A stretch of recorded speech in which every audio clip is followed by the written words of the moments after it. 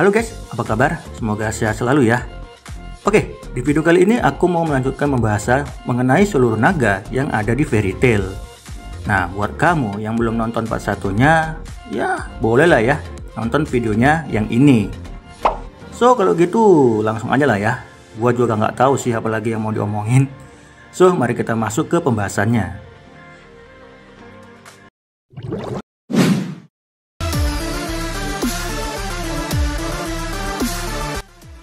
Yang pertama, Levia.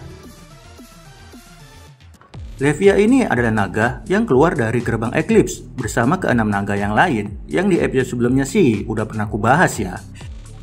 Nah, pada saat pertarungan antara naga versus Dragon Slayer, Levia ini berhadapan dengan Rogu. Cuma saat itu, Levianya nggak mau melawan Rogu dengan alasan, ya you know lah ya guys ya. Yang menyebabkan semua ini terjadi kan Rogu masa depan tuh. Jadi secara tidak langsung, Rogu yang masa sekarang juga penting untuk kelangsungan hidup Rogu masa depan. Jadi ya, mendingan kita ngopi aja yuk. So, dari segi penampilan, naga ini tuh terlihat memiliki sirip di sekitar kepala hingga punggungnya. Terus memiliki totol-totol yang juga terlihat seperti sisik ikan di sekitar kepala sampai punggung. Nah, menurut kalian, ini tuh ikan apa naga guys? Well, untuk kepribadiannya sih belum jelas ya. Tapi yang pasti dia itu penurut dan juga agak berhati-hati. Terlihatlah ketika menghadapi Rogu masa sekarang, kan dia tuh santai banget ya dan gak terburu-buru. So, untuk kekuatannya apa? Sama kayak SkenoRunner, elemen dan kekuatannya apa? Kagak dijelasin. Paling sih yang basic-basic aja ya, yaitu nafas naga, terbang dengan kecepatan tinggi, dan memiliki tubuh yang kuat. Yang cukup kuat juga untuk menahan sihir apapun. Nah, bagi kalian nih yang penasaran dengan aksi naga satu ini, bisa kalian saksikan di episode 192.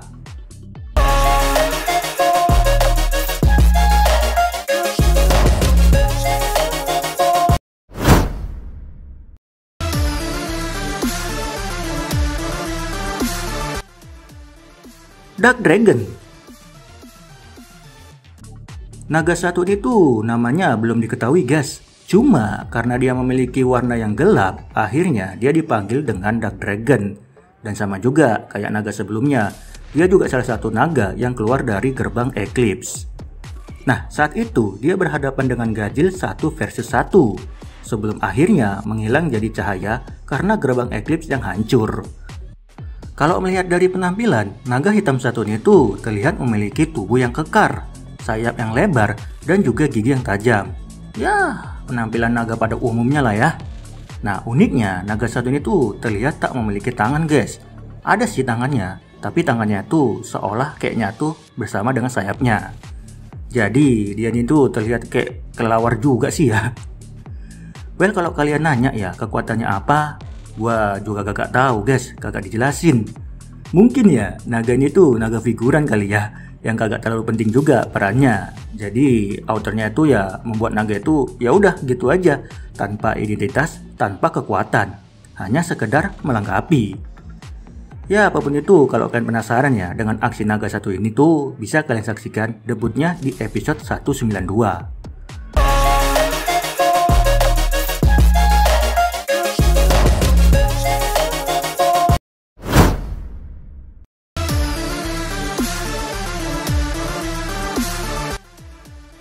Rock Dragon. Masih sama lagi guys. Naga yang tidak diketahui namanya ini adalah salah satu naga masa lalu yang datang ke masa depan menggunakan gerbang Eclipse. Nah, saat pertarungan antar manusia dan naga, naga batu itu berhadapan dengan Blue Pegasus. Ichiya mencoba mengalahkannya, namun gagal karena sihir parfumnya gak berguna melawannya. Soalnya nih ya, naga satu itu gak punya hidung. Nah, kemudian datanglah Cobra, lalu satu lawan satulah melawannya. Naga batu ini tuh memiliki sifat sombong dan tentu aja membenci manusia. Terus kalau untuk bentuknya, ya udah gitu, batu. Dari ujung kepala sampai ekor, tubuhnya ini dipenuhi dengan batu. Batunya ini kalau aku tengok sih ya, kayak kristal gitu sih ya. Cuma agak pucat. Dan itu banyak banget sih ya, dari atas kepala sampai ekor. Terus untuk kekuatannya gimana? Ya, yang umum-umum aja sih ya. yang semua naga tuh punya, yaitu nafas naga, ketahanan tubuh, dan kekuatan fisik.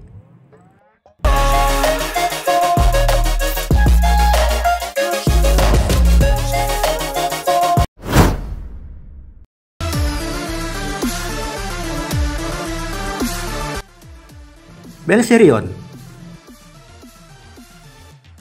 Sahabat dari Airin ini adalah naga yang dikenal sebagai naga yang baik. Ia bahkan rela mati demi melindungi manusia. Jadi kalau soal dedikasinya terhadap manusia tak perlu diragukan lagi lah ya. Nah, pada saat perang besar antara manusia dan naga, ia tak ragu tuh berdiri paling depan demi perdamaian manusia. Namun sayang, dia mati di tangan Agnologia seperti kebanyakan naga lainnya. Nah, naga petapa satu ini tuh memiliki sifat baik guys, gak cuma sesama naga, namun juga manusia. Nah, kenapa dia baik kepada manusia? Karena dulu dia pernah diselamatkan manusia guys, makanya sekarang ia berkinan untuk membuat naga dan manusia hidup berdampingan. Well, kalau melihat dari penampilannya sih, warnanya ini kok kayak pucat gitu ya? Kayak mau mati aja. Terus banyak tonjolan juga di sekitar kepalanya, dimulai dari depan hingga belakang. Nah, untuk kekuatannya gimana? Ya, sebagai seekor naga petapa, ia memiliki kemampuan untuk memperkuat statusnya guys, seperti kekuatan fisik, kekuatan sihir, dan juga penyembuhan. Yang intinya sih, kayak enchantment gitulah ya.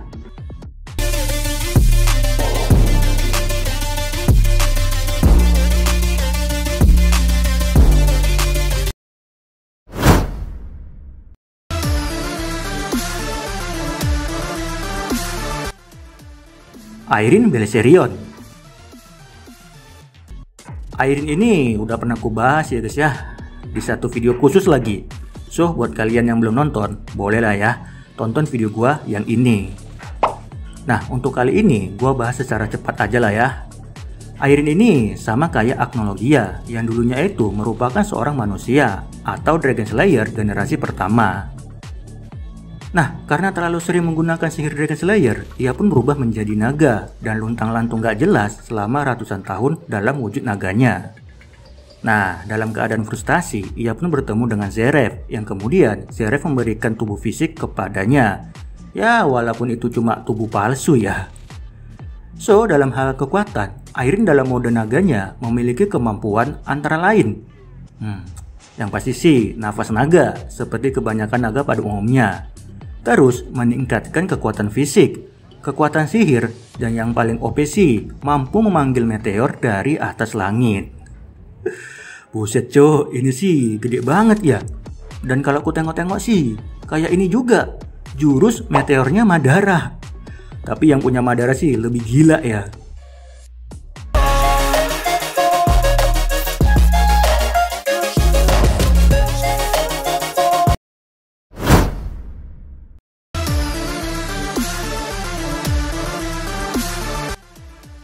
Animus. 400 tahun yang lalu, Animus adalah salah satu naga yang ikut jadi korban pembantaian Agnologia bersama dengan 3 naga lainnya. Nah, namun ternyata dia masih hidup dan saat di ambang kematiannya, dia membuat kesepakatan dengan seorang anak bernama Sonya untuk meminjamkan tubuhnya agar ia hidup kembali. So, seiring berjalannya waktu, Sonya dan Animus pun mulai berteman, dan suatu hari mereka tak sengaja melihat rencana Anna dan Zeref yang ingin ke masa depan, dan kemudian berencana menyelinap masuk dan ikut nimbrung ke masa depan juga. Nah, setelah tiba di masa depan, mereka pun berteleportasi ke negara Stella, yang dimana itu tuh adalah cikal bakal cerita movie 2-nya nanti guys, yaitu Fairy Tail Dragon Cry. Jadi, buat kalian ya yang penasaran kelanjutan ceritanya, ya ditonton aja lah ya filmnya. Di masa lalu, Animus adalah naga yang kejam dan juga sadis. Namun setelah berteman dengan Sonya, ia mulai berubah dan menjadi naga yang baik. Namun kebaikannya itu hanyalah sementara, karena obsesinya terhadap Dragon Cry, ia pun menjadi kejam kembali. Tapi di saat menjelang ajalnya, dia tobat lagi sih. Aduh. Gak jelas juga ya naga satu ini, dari jahat menjadi baik, terus jahat lagi, terus baik lagi.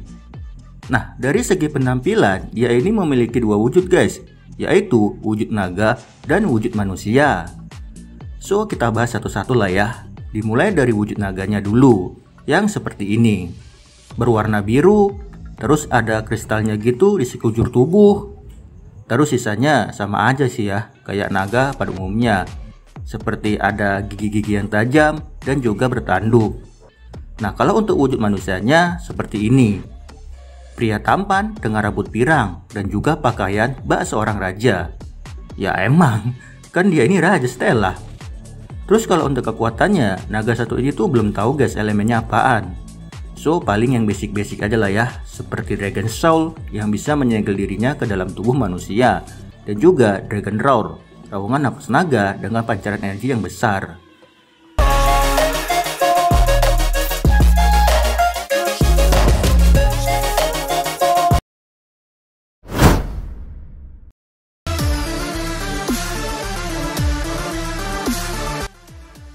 Proton Agnologia.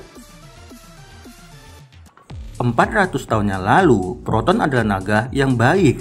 Dia hidup bahagia bersama dengan manusia di sebuah kota terapung bernama Montes Secreta. Namun suatu hari, ia mendengar kabar kalau di benua barat ada sihir pembunuh naga yang dapat mengancam keselamatan para naga dan manusia. Nah, dengan demikian, ia pun pergi ke barat guna mengecek langsung kabar tersebut. Lalu setelah kembali, apa yang terjadi? Ia malah menghancurkan seisi kota Montes Secreta dan tak membiarkan ada satupun yang tersisa. Nah, perubahan sikapnya ini terjadi karena ia melihat kalau manusia yang dianugerahi sihir pembunuh naga ini sangat berbahaya. Sehingga ia pun menghabisi seluruh manusia yang ada di tempat tinggalnya tersebut. Well, dalam hal penampilan, dia ini adalah naga yang kayak udah mau mati gitu sih ya. Warna pucat, badan kurus, dan terlihat seperti menyisahkan tulangnya saja. Terus kalau untuk kekuatannya, kagak ada guys, kagak dijelasin. So buat kalian ya yang penasaran, saksikan aja detik-detik kematiannya itu di episode 326.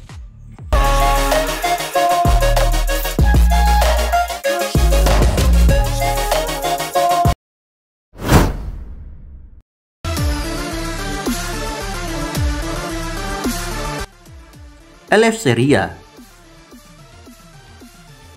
Kakek-kakek mesum satu ini adalah pendiri dari Guild Magia Dragon, sekaligus Guild Masternya juga. Nah, diketahui pula, misi 100 tahun yang lagi kita ikuti sekarang ini adalah misi pemberian dari dirinya. Walaupun ngeselin ya, kakek-kakek satu ini tuh memiliki peranan penting dalam dunia sihir guys. Karena dia adalah pendiri guild pertama di dunia, dan dia hidup pada masa di mana para penyihir diburu oleh orang-orang karena dianggap sebagai kekuatan yang sangat berbahaya. Eleftheria merupakan kakek tua yang mempunyai sifat santai dan juga murah senyum. Namun terkadang ya begitu, mesum. Meskipun begitu, dia ini baik loh guys dan juga bijak. Nah, dari segi kekuatan, Eleftheria ini sama kayak Agnologia dan juga Irene yang dulunya itu merupakan seorang manusia. Namun karena terlalu berlebihan menggunakan sihir Dragon Slayer, ia pun berubah menjadi seekor naga. Nah, elemennya apa? Dia ini memiliki elemen Law Dragon Slayer atau sihir pengetahuan, yang dimana sihirnya ini dapat mengetahui berbagai informasi sihir yang ada di dunia ini. Contohnya nih, Eleftheria tahu senjata sihir yang mempunyai kekuatan yang setara dengan Ethereon dan juga Phase. Nah, selain itu, ia juga memiliki sihir teleportasi yang memungkinkannya untuk berpindah-pindah tempat secara instan.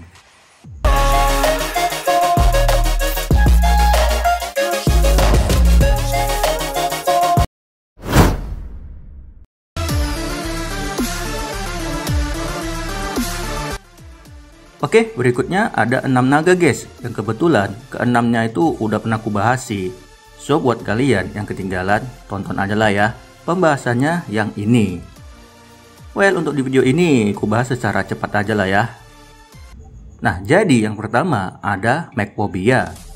Dewa naga air yang merupakan penguasa dari kota Ermina ini adalah dewa naga pertama yang dilawan Natsu dan kawan-kawan di misi 100 tahun.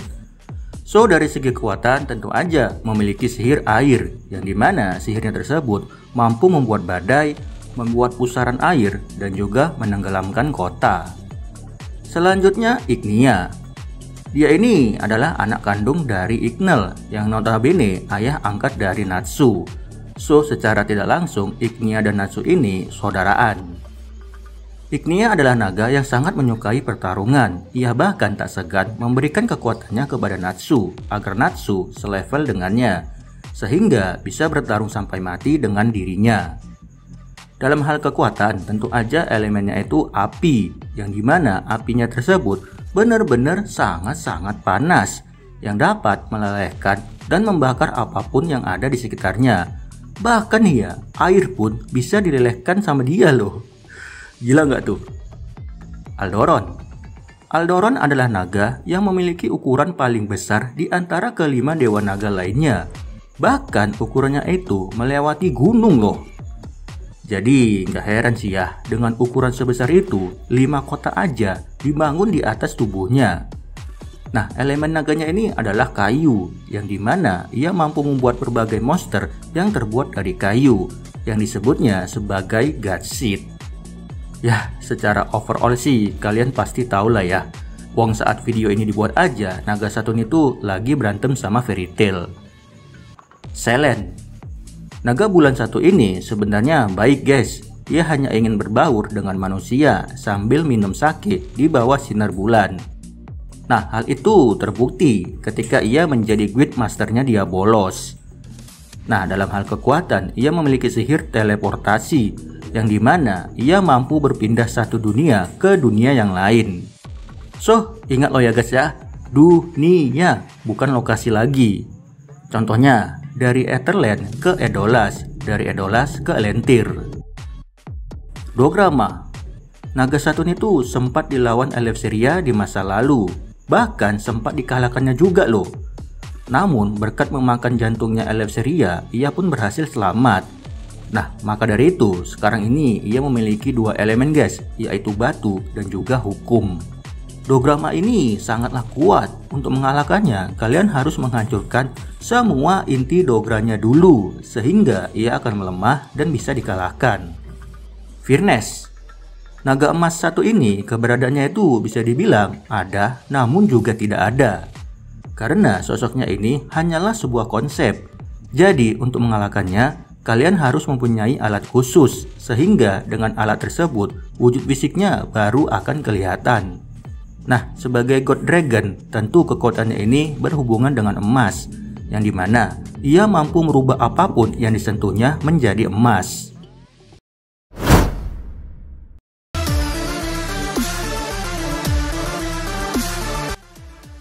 Kunogi. Kunogi ini adalah anak dari Selen guys, yang matinya itu akibat dibunuh oleh George Raizen, dan kemudian dagingnya dimakan oleh Suzaku. Udah sih, gitu aja. Informasi yang diketahui itu ya emang sebatas itu doang. Gambar dan ilustrasinya aja kagak ada. So, dalam hal kekuatan, Kunogi memiliki elemen Sword Sand Dragon, yang dimana ini adalah teknik seni berpedang.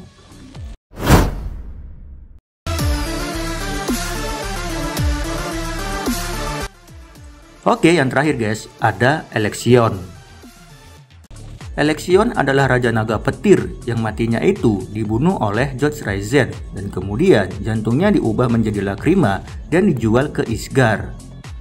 Nah, pemilik elemen itu ada 2, yaitu Laxus dan juga Kirin, yang dimana si Kirin sendiri selalu dihantui oleh sang Raja Naga, sehingga meminta bantuan Wade untuk menyegel jiwa Election ke dalam sebuah peti. So, dengan demikian, Kirin selalu membawa peti tersebut kemanapun ia pergi, sembari mencari jantungnya Election.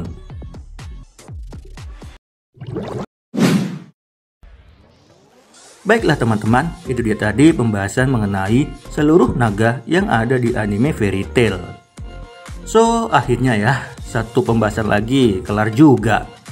Syukur deh ya, satu dari sekian banyak topik dari Fairy Tail ini udah aku selesaikan. Nah, untuk berikutnya masih ongoing sih ya, yaitu pembahasan mengenai seluruh guild yang ada di Fairy Tail. So, untuk itu pantengin terus lah ya channel ini agar kalian nggak ketinggalan. Ya udah guys, kalau gitu sampai di sini aja pembahasan kita. Terima kasih nih buat teman-teman yang sudah menonton dari part 1 sampai part 2. dan kita akan berjumpa lagi di pembahasan lainnya. Bye-bye guys.